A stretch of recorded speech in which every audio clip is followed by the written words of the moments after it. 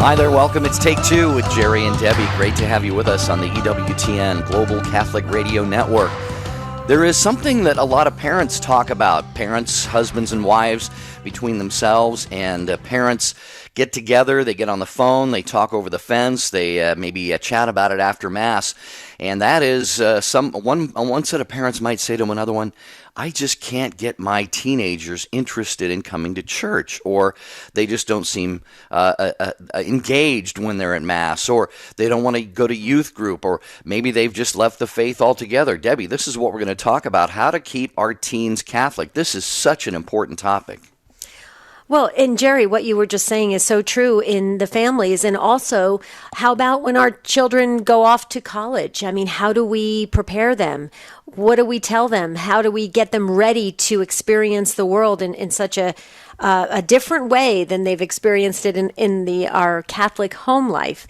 And so you're right, this is an amazing topic to discuss.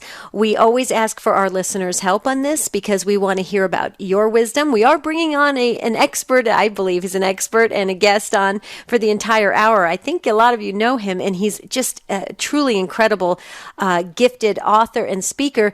But we want to hear from you as well. What are you doing in your families to keep your teens Catholic? Number to dial is 1-800-585-9396, or you can also text us. You text the letters EWTN to 55000.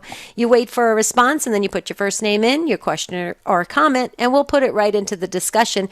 Hopefully it'll help everyone, and we walk away from this brief hour together a little bit changed, better prepared in our families to keep our teens Catholic. Well, a lot of things have changed in recent decades. The dynamics of being a teenager, the influences, social media, gadgets, peers, all kinds of things. So we're going to talk about these issues, but we want to hear from you.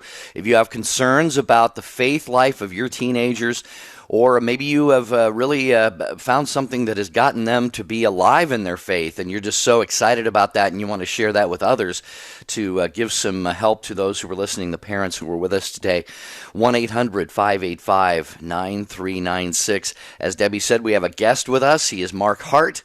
He is affectionately known as the Bible Geek. He is an award-winning author and speaker, as Debbie said, sought-after speaker. And Mark has a passion for youth evangelization, and he serves as the executive vice president of Life Teen International. So maybe you've heard of Life Teen doing so much to really ignite the faith lives of our young people. Mark, it's good to have you with us on Take Two. Welcome. Oh, it's great to be here. Thanks for having me. Well, yeah, go ahead. Well, I was just going to ask, give a little bit of a quick background on Life Teen and your involvement there, because this, like I said, this is just really changing young people's lives all over the world. Sure, yeah, happy to. Well, we've been around we're starting our 32nd year now, and we do a variety of things. Our main goal is to lead teenagers closer to Christ, most specifically through Christ's Church and through the sacraments. So we have events that we host for teenagers. We co-sponsor 6 different youth conferences every summer with Franciscan University of Steubenville. We have Catholic summer camps where middle schoolers and high schoolers go for week-long camp experiences where they have daily mass, and they have ropes courses and whitewater rafting and all kinds of obstacles and games. We have full-time missionaries. In mission programs, we have young adults who are right now living in community and discerning religious life, discerning their vocations. So we have mission bases in 2 different sites in the South, and also a mission base in Haiti. We're one of the only youth ministries going on in Haiti right now, trying to help them rebuild the population, rebuild youth ministry, refill their seminaries. So wonderful things happening down there. We host training conferences for adults all over the world, catechists, priests, religious, DREs, youth ministers, paid and volunteer, trying to help them do better jobs serving and enlivening their young people in the faith. We have 3 different websites, a huge social media platform. We design resources and curriculums and books to help parents and pastors and parishes do a better and more effective job at reaching teenagers. So you name it, we do it. We're just here to serve the church and try to help our young people love being Catholic. That is beautiful, Mark. You were making me exhausted, though, when I was hearing of all the different functions that you have going on. But I guess you need to do that to keep up with our teens and to keep them growing closer to Christ, which is what the mission statement is of Life Teen. So, Mark, real quickly before we get to the calls, and dear listeners, this is a great opportunity for you to speak to Mark Hart. He is, I can't say it enough. Mark, I've watched you and listened to you for many, many years. I was an original St. Timmer. We call him St. Timothy's parishioner. So I've watched you really just flourish in ministry, and you've helped so many teens.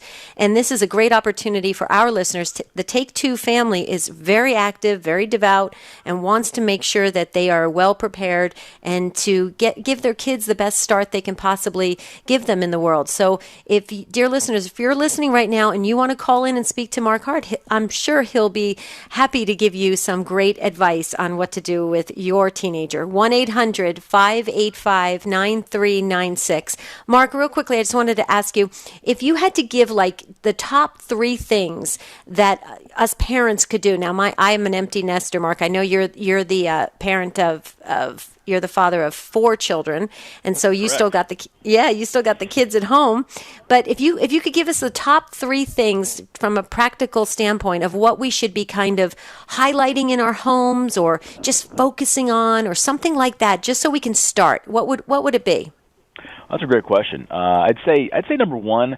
Number one right now, one of the greatest detriments to our young people growing in the faith and us having faithful and holier homes are screens. And I'm not puritanical about this. I'm not saying all screens are horrible. Obviously, anyone with any sort of a clue knows the potential dangers and hazards that come with screens and the internet and that sort of thing. We live in a generation now where we're not really handing our kids phones; we're handing them personal computers that also make phone calls. And I think that's really important, to talk about. But most parents I know, especially parents of teenagers and even younger kids now, because parents are giving their kids phones at earlier and earlier ages.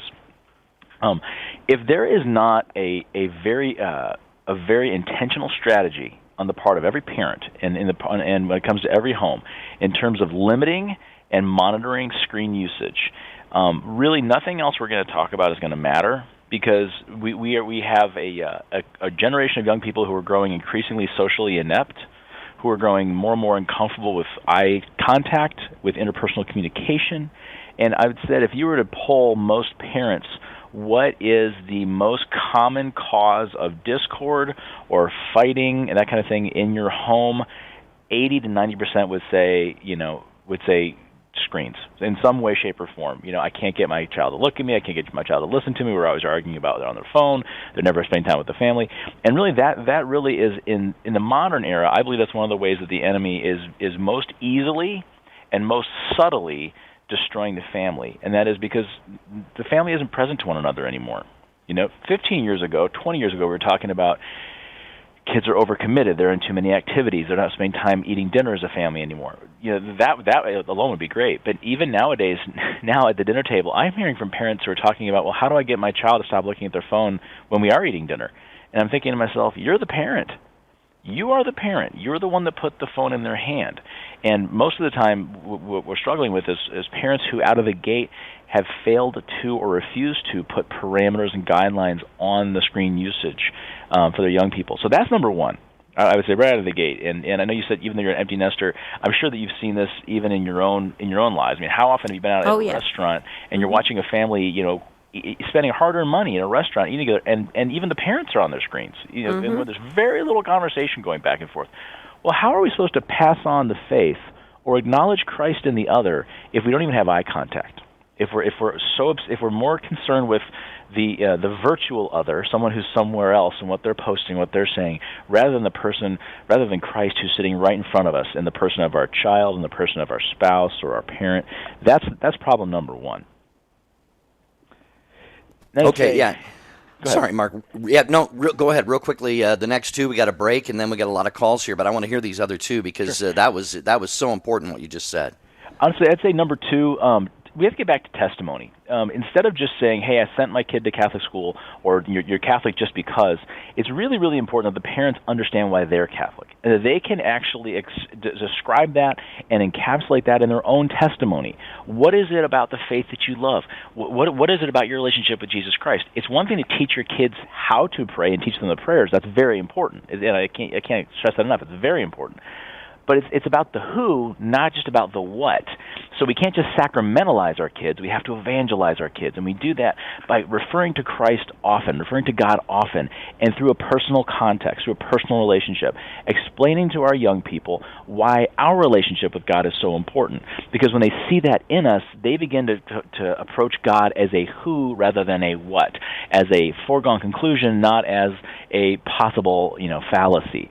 So that's the second part, is to personalize it. That parents have to get more comfortable with sharing their faith in a personal way. And then number three is to make faith fun again. Is how are we praying with our families? Do we pray at all? Number one, when we pray, is it become just a rote thing that we fit in before bedtime or before a meal?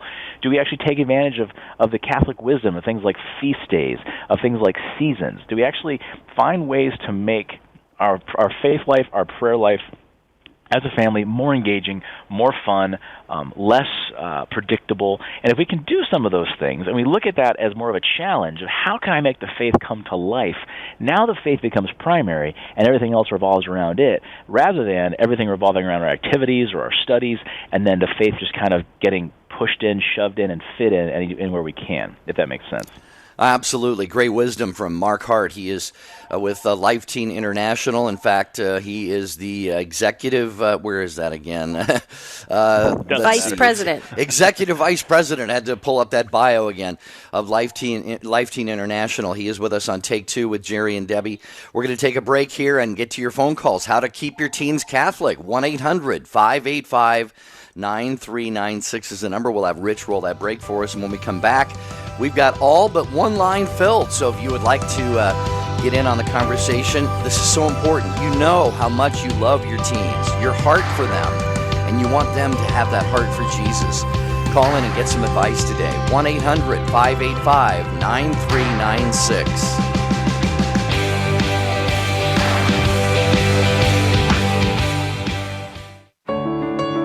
60 on 10 with Monsignor Charles Pope. The second commandment, you shall not take the name of the Lord your God in vain. The disclosure of a name in the ancient world belonged to the order of trust and intimacy. And so when God revealed his name to Moses, it was an extraordinary outreach to us, saying that we were called to an intimate, trusting relationship with him. And so we should always reverence this name as a great, great gift. We should obviously never use God's name to curse or to blaspheme or to berate others. That's wholly inappropriate. God's name is meant to bring blessing. And likewise, the vain use. Vain means empty. And so some of these expressions like, oh my God, or, and so on, need to be avoided as well. Vain means empty, and those are using God's name as an empty kind of expression of exasperation. And then finally, never ever to use God's name to swear an oath falsely. The second commandment, you shall not take the name of the Lord your God in vain.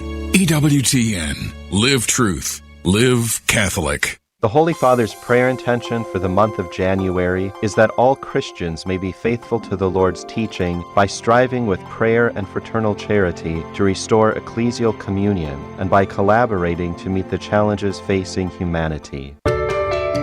Post your intentions on the prayer wall on Jerry and Debbie's website.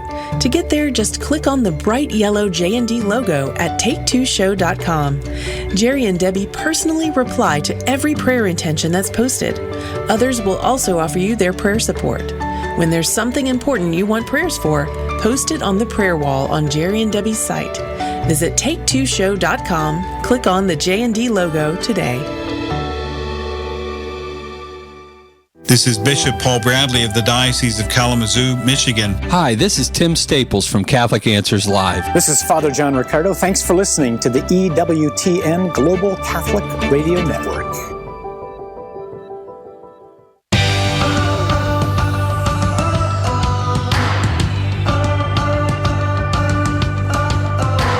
We're so glad you're with us on Take Two with Jerry and Debbie. We're going to get right to the phones. We have full phone lines. That's great. So when a line becomes open, jump right in at 1-800-585-9396. We have our special guest, Mark Hart, with us, affectionately known as the Bible Geek. But actually, Mark is the executive vice president of Life Teen International, and he's a great author, great speaker, and Mark's with us the entire hour. So, Mark, we're going right to the phones. Yvette was waiting so patiently. She's listening to EWTN Radio in San Antonio, Texas, on Guadalupe Radio. Hi, Yvette. Welcome to Take Two. Hi, Yvette. Hello. Hello, Hi. You're on. Hi. Hi, Mark. Hi, Yvette. How are you? I'm good. Thank you. Great. God bless you. Thank you, sir. You too. I just wanted to give a little comment and some advice. I had the same problem, or have, I guess I should say, the same problem. My 16-year-old son isn't that excited when it comes to going to Mass. Thank God my 11-year-old daughter loves going to Mass. She likes to serve. And I used to argue with him. I used to hurt inside. It really used to make me cry because I didn't understand why he didn't want to go with us. But then I turned to prayer, and I asked my Jesus to guide me. I didn't know what to do. I mean, I can't force him in the car. So what I did was I would pray. I prayed during adoration and just tell me what it is I need to do. So one of the things I have done is I keep my Catholic radio station on 24. It never turns off. I have it on 24 hours a day. It's in my kitchen, and it's loud enough to where at nighttime it can be heard. In the daytime also. So in other words, I've learned, or what I feel that God wants me to do is to show him by example that our Jesus is always and should always be number one. My house is full of, I have St. Peter, I have Sister Faustina, in other words, it's my domestic church. If anything happens, if my son can't find his shoes or his mom, Oh, I think we just lost Yvette. Yvette, you just dropped off, so... yeah, she dropped off the line. But good stuff she was sharing there, Mark. Great stuff. What do you think about that, Mark, that she has Catholic radio on in the background, and she really has chosen that method of just making sure that it's in the household? What do you think about that? Yeah, it's absolutely useful, and what I also want to say to parents is, you know your kids better than anybody. So, even at the top of the show, it was so funny. You said, "Oh, Mark's an expert." Oh, I'm an expert on nothing. I have my own teenager, and what works with another won't work with mine. What works with mine won't work with another. I think it's really all about getting to know. And watching for those moments where your teenager kind of leans forward or raises an eyebrow or asks a question, or maybe they laugh, where they give you something. Because a lot of times our teens, even if they're emotional, even if they're high and low, they'll play those cards kind of close to the vest. Do you know what I mean? And you really have to look for that. You have to wait for the moments. I think sometimes as parents, we want to push. We want to kind of get out ahead of the Lord instead of waiting on the Lord. And sometimes because we want so badly for our young people to love the Lord, that sometimes we push a little too hard instead of waiting on them. Sometimes they rebel just because they want to rebel against us. So the more we are into our faith, sometimes for some teenagers, that's a really easy way to push our buttons, is to push back. When they may not even really be feeling anything negative about the faith, they just know that pushes mom or dad's buttons. And I think one of the things we have to do is just to realize every teen is different. So, for instance, if Yvette, if she keeps the radio on and she notices, if she's in the car or around the house, that, wow, my son or my daughter, their ears are perking up, they're listening, or they ask a follow-up question. That's great. I know some parents who'd say, hey, we're going to leave EWTN on the television the whole day, and that's worked in some homes, but in other homes that turns them off more because that's just not where their teen is at. So what I like to say is just look for those things about the faith that gets your child intrigued. You know what I mean? I was telling one parent not too long ago, when they would listen to their channel, that their teenager began rolling their eyes and getting sort of more annoyed, and they said, so what do you think about that? I said, well, if she's not there, don't force it. Let's find something that she finds interesting. Well, this particular daughter was really into science and really into biology. It was one of those, the more I learn about science, the more I'm starting to question the faith, as if the Catholic Church doesn't know anything about science, right? I mean, we gave the world science, to be honest. It's so crazy. But it was funny. So I was talking to his mom. I said, have you ever talked to her about the incorruptible saints? And or like the tilma of Our Lady of Guadalupe, and she said, well, no. And I said, those are the kinds of things. It's just about finding that common ground. I mean, for a young mind that's enraptured by science, lead them to the incorruptible saints. Let them read about these people and about how they defy scientific explanation. Let them go read and learn about the tilma and how it just absolutely has confounded. It's led atheist scientists to convert. I mean, we find those kinds of things, or if you are sharing some of the funny stories of the saints. I mean, I know one kid I met not too long ago. He had a great sense of humor. Really really funny, and was convinced that the faith meant he was going to have to be boring and leave behind fun and sense of humor. So I went and found funny stories of the saints. About the Philip Neris and the Teresa of Avila and the Christina the Astonishings, and we have some amazing saint stories that will make anyone laugh out loud. And I think it's just a matter of finding what your teen or your child or grandchild's interests are, and then saying, how can I find common ground? How can I marry their interest or where they're at personally? How can I marry that to something in the faith, some tenet of the faith, some prayer practice, some saint, some scripture, some historical figure, whatever it is? How can I find some common ground to begin building on in a way that they're comfortable, rather than trying to get them to be comfortable with what I'm comfortable with, if that makes sense? Yeah, sounds good. Mark Hart is with me and Debbie on Take Two with Jerry and Debbie today on EWTN Radio, talking about keeping your teens Catholic. We're going to go back to San Antonio. Also listening to EWTN Radio on Guadalupe Radio is Annalisa. Hi, Annalisa. You're on with Mark Hart. Welcome. Hi, this is Annalisa. Hi, Annalisa. You're on the air. Go ahead. Okay, awesome. Mark Hart, I just want to say I'm a really big fan. I've been following kind of your work. Well, my dad had me following your work since I was like 10. Well, I am very old. So I was going to say, you're going to make Mark feel old here, Annalisa. Be careful. Too late. You're sweet. I'm 22, so it's been about 12 years. I was very blessed to have a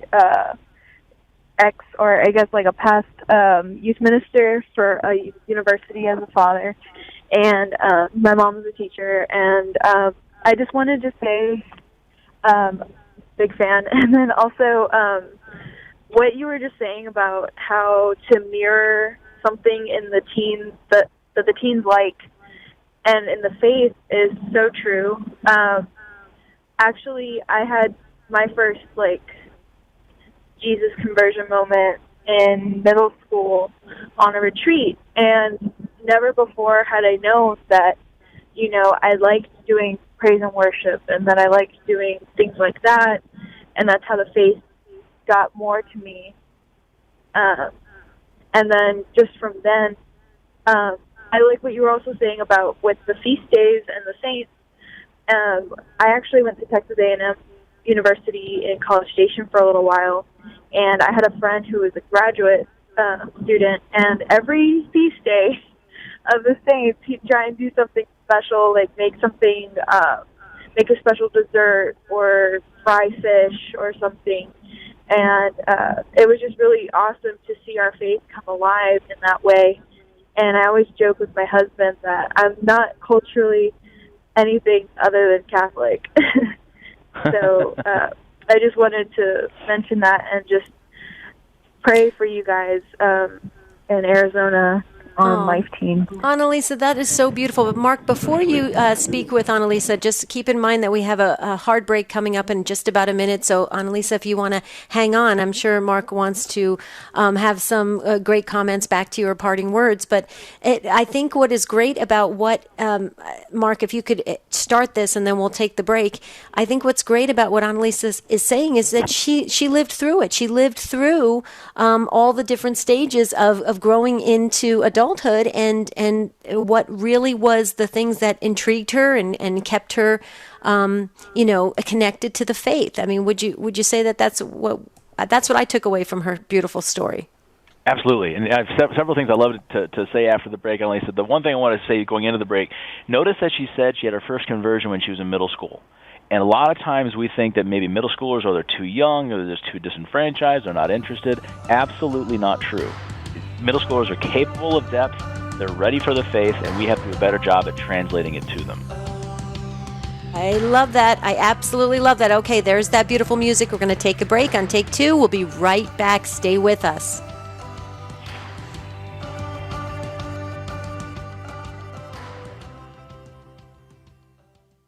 Anna Mitchell. I had this formative experience during one Sunday Mass in the Easter season in 7th grade.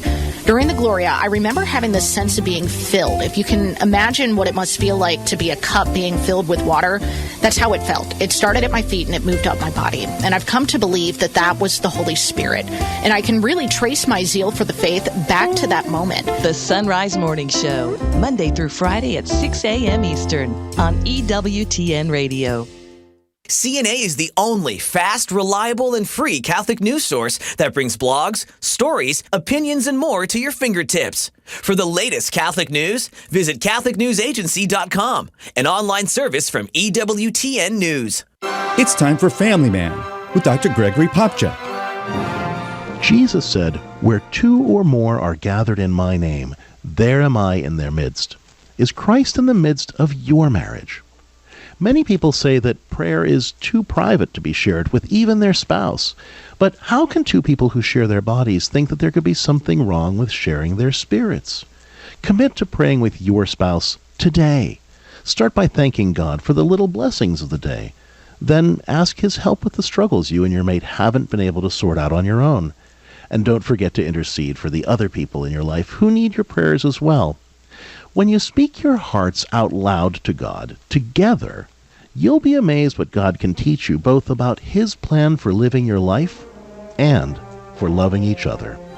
I'm Dr. Greg Popchak, but you can call me Family Man. To discover more ways faith can enrich your life, visit CatholicCounselors.com. Hey, this is Doug Keck, EWTN President and Chief Operating Officer. This is Anna Mitchell, host of the Sunrise Morning Show. This is Raymond Arroyo, host of The World Over. Thanks for listening to EWTN Radio.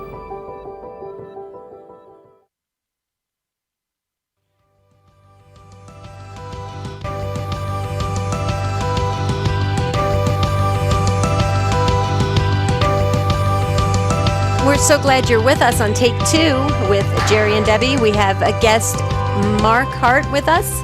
But we got some really loud music, which sounds great. It's kind of like the teenagers would like, Mark. So here, before the break, Annalisa was sharing about her personal story and growing into adulthood in the Catholic faith and what was so intriguing to her and kept her connected. And Mark, I'm so glad before the break you shared about how the adolescent age, the middle school age, is a real key time in spirituality. The reason why I say that, Mark, is my graduate degree is in adolescent spirituality, and that's where a lot of vocations, where vocations are born. And so we know that so many of us parents want those middle school years to go by really fast, when in essence that's a great time for kids to really develop their spirituality. So go ahead, Mark, take it away, because I'm loving every minute of what you're saying. Oh no! Again, I can't agree with you more. Look, there's a standing joke in youth ministry. I've been doing youth ministry for over 20 years now. I'm in my 22nd full-time year. And there's a standing joke in youth ministry that no one wants to work with the middle school kids. It's high school, sure. They're kind of mini adults. They're fun. Middle school, it takes a very, very thick-skinned, patient soul and a really special consecration, like you're ordained by God to work with middle schoolers, to volunteer with them at the parish. That being said, it is the absolute most critical age. We're seeing this age compression that's going on in culture right now, where things that middle schoolers are being exposed to right now, and even pre-middle school, even in 4th, 5th, and 6th grade, the things that age group, adolescent and pre-adolescents, being exposed to, rivals what we were exposed to in college 20 years ago. Okay, I mean the access to sin they have at their fingertips, the constant bombardment, the desexualization and hypersexualization of things that are going on in the world, the pornography pandemic, the gender confusion. There's so many things that middle schoolers are these minefields they're being forced to traverse, and oftentimes, not to mention in the midst of their own hormonal insanity. So you have this child who feels completely out of control. They're being proselytized, and if they're not being proselytized by the church, they're being proselytized by music artists or by people online. I mean, there's so many things that they're up against. And even to Annalisa's point, she was mentioning, that her father and her mother were both faithful, both great examples. They raised in the faith. Well, even if you have that, the odds are still against a young soul right now, because even if you have parents who are doing a great job, there's so many competing voices at that time in middle school. But to your point, Debbie, this is when a lot of vocations start to really take root, and the seeds really start to kind of find fertile soil. The heart is opening, the mind is expanding, and this is a time when I truly believe that parents, grandparents, if you have that middle school, that pre-middle school age group, this is the time it is so key to be really invested in their life, to really teach them how to start having those interpersonal conversations, to start asking them the bigger questions about life. It's so critical, too, that you have the parish, you have the church as part of this. You need to have other adults there to help mentor, to help catechize, to give not a virtual, but a visual of what it looks like to be a well-adjusted young man, young woman, a well-adjusted man or woman of faith. This is where confirmation sponsors and future sponsors come in so key. Hopefully godparents, extended family, and friends. This is where a parish youth group for middle schoolers is so important, to have other voices re-instilling and reminding and echoing the same things that the parents as primary catechists are saying. You need to have as many positive role models in the young person's life, especially in those critical middle school years, to keep re-echoing these same truths. The word catechesis means to re-echo. To re-echo what was already being said in generations prior, but to continue to do so. This is where you can never underestimate the importance of, if you have to go run an errand, you have to go run to the store, if you go do something, ask your middle schooler. This might be the time where you're like, oh gosh, I need a break from my middle schooler. I just can't handle the drama. I can't handle the talking back. I can't handle the hormones. All the more important to have them closer to you, to take them with you, to get those one-on-one moments. If you have a big family, make sure you're making those one-on-one moments for that age group where you are just socializing them, and you're not just asking them to talk about what interests you, but you make it a point to enter into their life and take interest in what interests them. That's when you earn the right to be heard. And I think most of the time when we have conflict with our middle schoolers, is usually because we're talking at them instead of listening to them.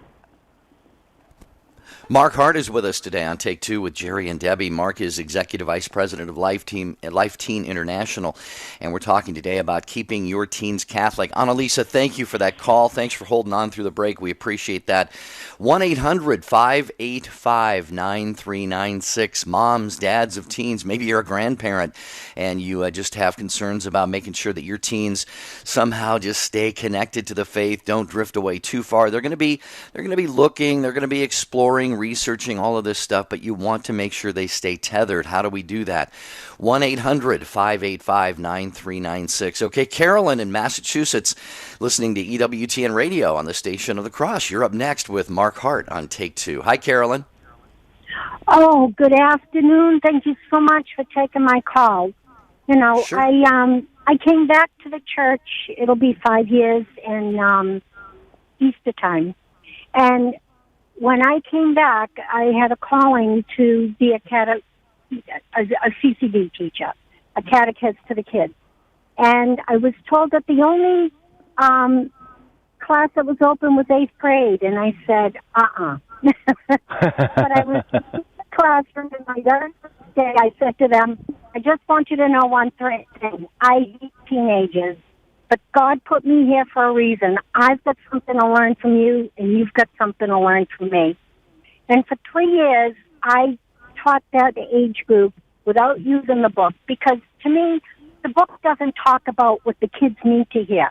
The book is just too outdated, in my opinion, that my church was using.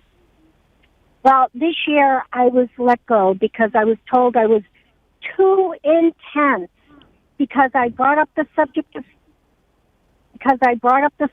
hell, because I brought up the subject of abortion. And these kids knew. Before I even opened my mouth, I asked the question, who knows about this? And they jumped up and gave me their explanation. So I picked up the ball and ran with it. I find that the biggest obstacle in my way were the parents, because it was the parents that made the phone call saying, I don't want my kid hearing about this in CCD. Oh, where do you want them to hear about it? Out in the street? And I bought 2 Life Teen Bibles for my 2 older grandchildren, and I ended up giving one of them away to a friend of mine who said, even though her son asks her to pray, he says he's an atheist. And I said, give him this Bible, and you and him go through this Bible together, because this Bible is going to save him. And, you know, I want to know, how do we engage the parents so that they shut them up and let the kids learn? I'm sorry. Go ahead, Mark. You handle that one. I love your. Is it Carolyn? Is that your name? Yes, and I'm like, Carolyn. I'm on fire for these kids. Carol, I absolutely love your passion. I wish we had a million catechists like you. I'll be completely honest. Come be a catechist in my parish, because I'd let you talk to my kids all day long. Honestly, it can be very frustrating, and when you have parents, when parents are saying things like, you're too into the faith. It's really funny. If you go to a football game in 10-degree weather and take your shirt off and paint your body to support your team in the snow, you're called a fan. But if you get too into your faith, you're called a fanatic. It makes absolutely no sense. Our young people, they need passionate examples of the faith. And to your point, Carolyn, you're absolutely right. If we're not talking to them about these tough issues like abortion, then where are they going to learn about it? Where are they going to hear about it? This is part of the problem. This is the time we have them, when they're in our own homes. We're going to spend. How frustrating it is. I know a lot of parents listening have been through this before. It's so disheartening and demoralizing. You spend all this time trying to raise your kids in the faith, so that you can do what? Send them off to the finest atheist professors that state schools can pay for? I mean, it makes absolutely no sense. If we're not talking about these topics, to think that they're not ready for them or that no one else is talking about them, that is absolutely crazy. So you know what? I've never seen a young person turned off by conviction. I've seen young people turned off by vanilla. No young soul in the 21st century wants vanilla. They're not going to stay around for vanilla. And I think oftentimes when catechists or when youth ministers or DREs or whoever's talking, and to this point even pastors, even our religious are not off the hook on this one. When we are afraid to approach the tough topics, that's when people leave. It's when we sugarcoat everything. We don't actually show that the church does have hard truth. That, you know what? We say, well, we just got to teach them love. We just got to teach them love. Well, you know what? Part of love is truth. And truth hurts sometimes.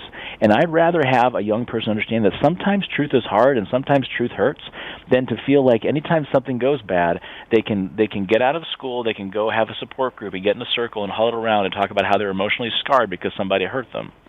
That's not teaching them anything. Our young people deserve truth. They deserve truth in its fullness, but truth spoken in charity. And sometimes passion can be misconstrued as uncharitable and that sort of a thing. But honestly, at the end of the day, we can all think about five teachers who changed our life But just because someone has the knowledge doesn't make them a good teacher. You have professors that can't teach their way out of a box. It's the teachers, people who know how to communicate the faith, who communicate truth in a passionate and engaging way that change people's lives. And our young people need that. They need volunteers. They need catechists who are in love with the faith, in love with the church, and who love them enough to speak hard truths to them. Yeah, and who are passionate like Carolyn is. And Carolyn, one other thing I just wanted to add on to what Mark said, because everything he said is just, completely a home run.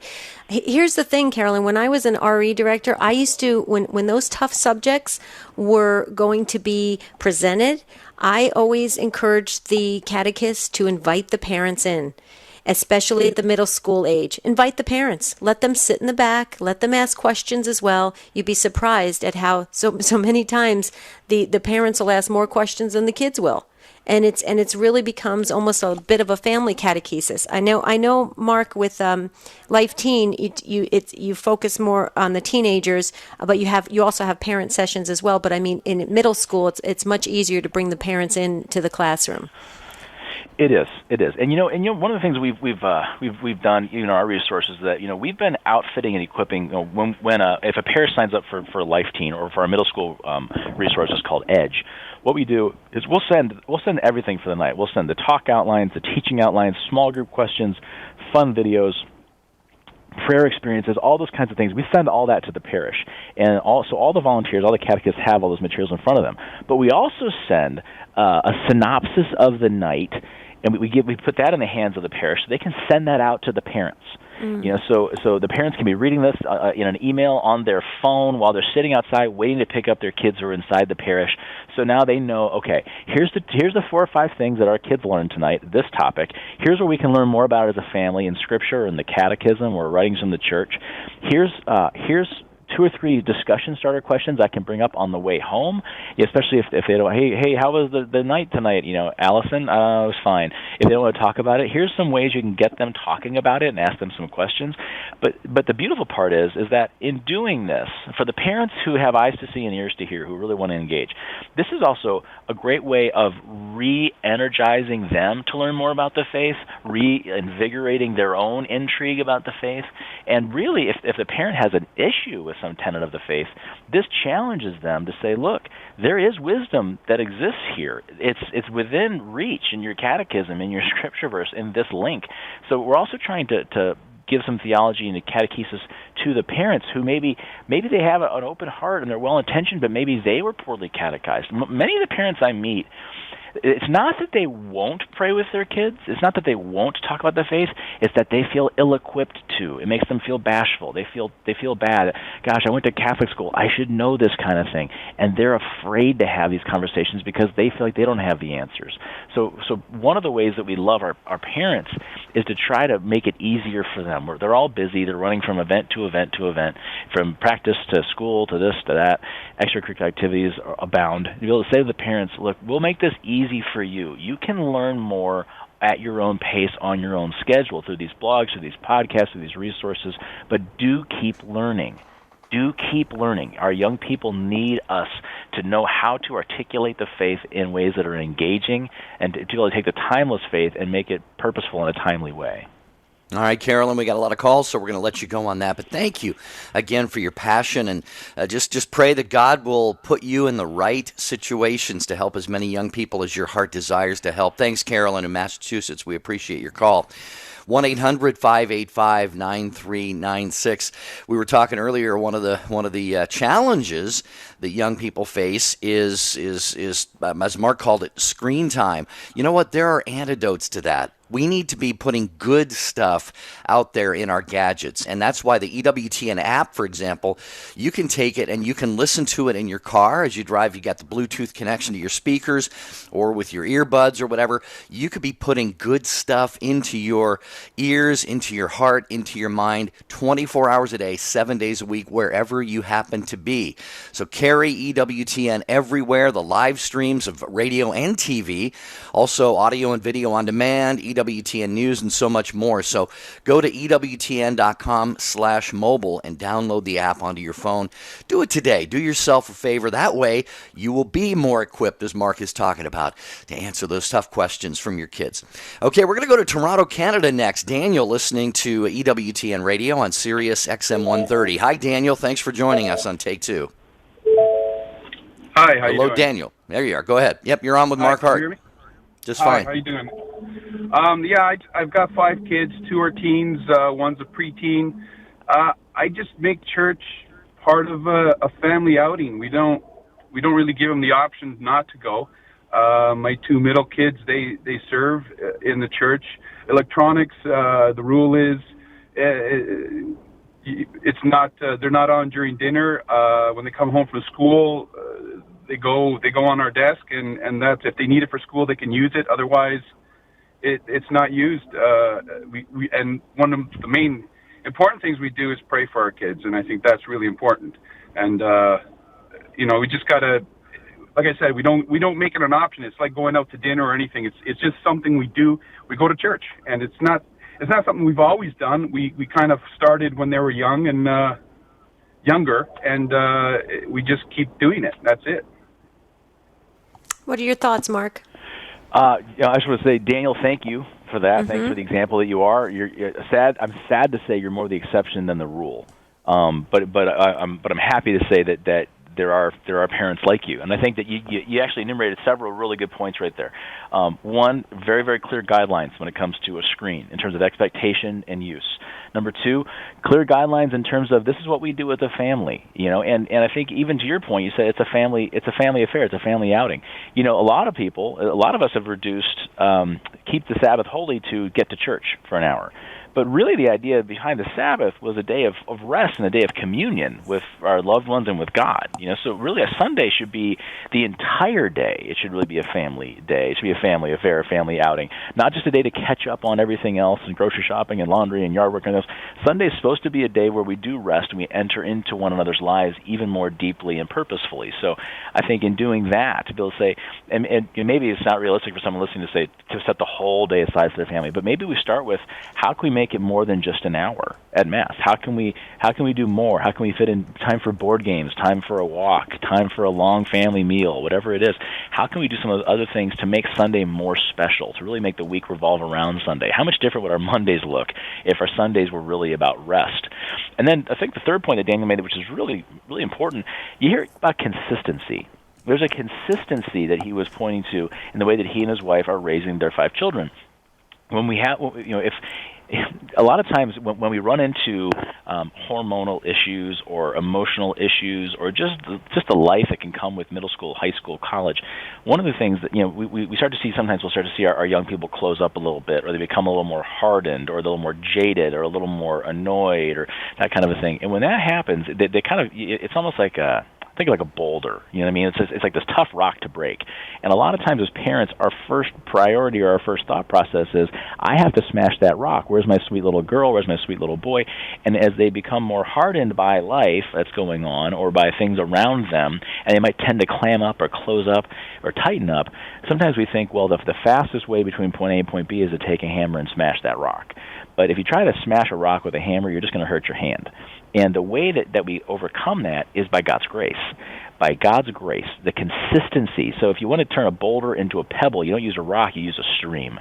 Use a stream of water, consistency of Mass, consistency of praying for our kids, consistency of our tone, consistency of quality time, consistency of conversation. And over time, that rock will whittle down. We will see that again. But our young people need us to be proactive and consistent in the way we set up our schedules, our home, our life, our faith life, not reactive, getting swept up into the emotion of pre-adolescence or adolescence, hormones, and everything else, if that makes sense. Wow. I just have to add real quickly, Mark, as you were speaking, I actually had written down the word that Daniel is a consistent, active dad. His family is his wife and him, they're being parents, active parents. And as you were speaking, Mark, I was thinking of our friend Patrick Madrid. I was thinking, bingo, bango, Mark, you nailed it. I mean, Daniel, thank you for stepping up and making this call and expressing what being a parent, a Catholic parent, really is all about. So I'd love to hear any of your thoughts on what Mark had to say. No, that's great. I just want to make it clear, it's not easy. By no means is it easy. It is a struggle sometimes, but the main word is consistent, and you have to just you can't give up, and especially on your kids, you just have to. I'm sure. I mean, when I was growing up, my mom was more Catholic. My father didn't go to church. When I was able to drive, she gave me the option to go to church. But she made me go to church, but she gave me the option of when I can go to church. So I didn't go with her, but I went on my own time, which is another thing you can do. But I think it's better to go as a family and to just try to keep your family together, have the outings, have the thing, and just try to make it as a normal part of your weekend or thing, and not as we got to do this, or and even though it might feel that way sometimes. So, but like I said, and prayer. I mean, I pray for my kids all the time, and I found that really, really works. Beautiful. Your children are blessed to have you guys as parents. It's awesome. Thank you for taking the time, Daniel, and making the call. We only have a couple minutes left to the end of the show. We're going to try to get to Christina really quickly, Christina. But before we do, real quick, Mark, how do people reach you? Because we had a lady who couldn't hold on, Susan from Wake Forest, wanted to ask you about the Life Teen Camp in Georgia, and there's a couple other questions coming in. How do folks reach you, Mark? I would say that the easiest way, I'm on Twitter, I'm on Instagram, but for most people of our generation, we're all on Facebook because the teens aren't. You know what I mean? The teens were there, and we got on, and they all left. So it's the easiest way to get a hold of me. You can always find me at the Life Teen website, lifeteen.com. My email's there. But usually for most people, the fastest way is Facebook. So if you go to BibleGeek.com, BibleGeek.com, that'll send you right to my Facebook page.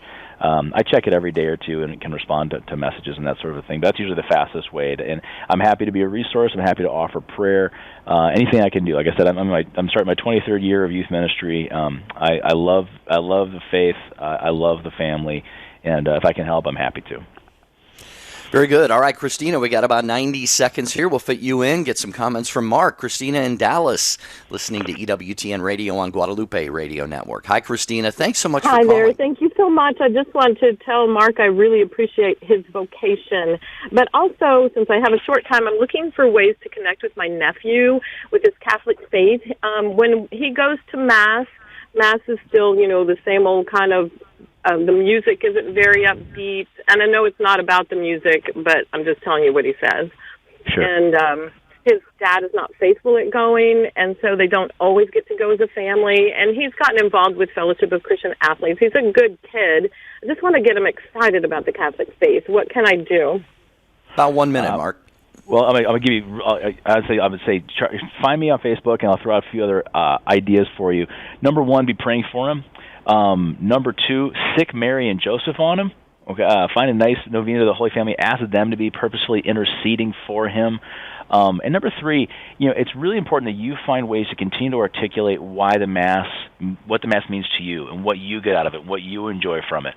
Because the more he sees it personalized, the more he'll start to look inside and see what he is or is not missing. And also, if you have an adoration chapel, if you're able to take him with you, hey, we're going to go grab a coffee, go catch a movie, whatever, but swing by there for 5 or 10 minutes, just continue to expose him to the Son, and over time, it will sink in. It really will. He's going to feel that relationship. He's going to feel the desire for that relationship and figure out that Mass is the way to get it. Amen to that, Mark. Way to go. Bringing in adoration. Absolutely. Christina, thank you so much for the wonderful call. Mark Hart, you are amazing. We want 23 more years out of you. And please thank your wife, Melanie, and your beautiful daughters. I believe it's Hope and Trinity and Faith, and your son. Is it Josiah? Is that it? Josiah, that's right. Josiah. Yep. Oh, my goodness. Beautiful. Yeah, you have a beautiful family, Mark. Keep it up because you're doing great work and helping souls get closer to Christ, and that's what Life Teen's all about. Thank you for being with us, Mark. I hope you can join us again in the future. It'll be my pleasure. God bless you all. Thanks for having me. Thank you. Thank you, Mark, very much. Well, we're off to a good start this week on Take Two with Jerry and Debbie. Tomorrow, Debbie, we're going to talk about, we have titled the show, Yes, I Will. Every day we face things we don't want to do. Some of them are minor, some are major, and we just have to simply work up within ourselves the will to push through it and do what we know is right. When have you had to do that? We want you to share examples of that tomorrow on Take Two with Jerry and Debbie. But stay tuned in all day long on EWTN Radio because we have shows planned just for you. Until tomorrow, Jerry and I want to wish you a beautiful and blessed day. See you real soon.